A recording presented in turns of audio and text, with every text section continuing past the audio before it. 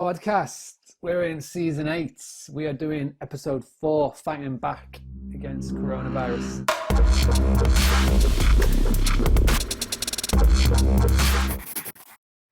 So many people are freaking out. They are losing thousands and thousands in revenue. And I thought, right, something needed to be done. So I reached out one of the best people that I know when it comes to sales and retentions, Jessica Lorimer. She has helped the hospitality community and the Boostly Academy members from day one. It's been a really difficult couple of weeks. Cancellations are not the end of the world. Retention is something that is possible. And actually, if we talk through a few of the skills that you need over the coming week, there are definitely ways that you can do this.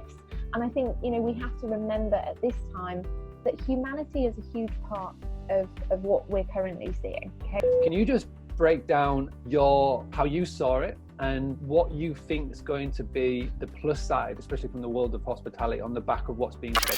I think the plus side is that it seems that Rishi Sunak's plan is to give us all the money, which we always like. The reality is that Q3 and Q4, life is going to change and it's going to look, hopefully, slightly more normal. And that means that people who've got events planned for Q3 and Q4 are probably not looking to cancel them yet. And that means for you as hospitality owners that actually you should be looking at lets during that time, short-term accommodation lets, it might be even long-term depending on how many conferences are going on in your area.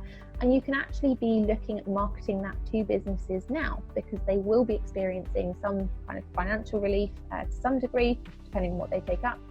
If you just follow Tuesday, Wednesday, Thursday, and Friday's advice, today's advice, then you will be ahead of 85% of everybody else in the hospitality world.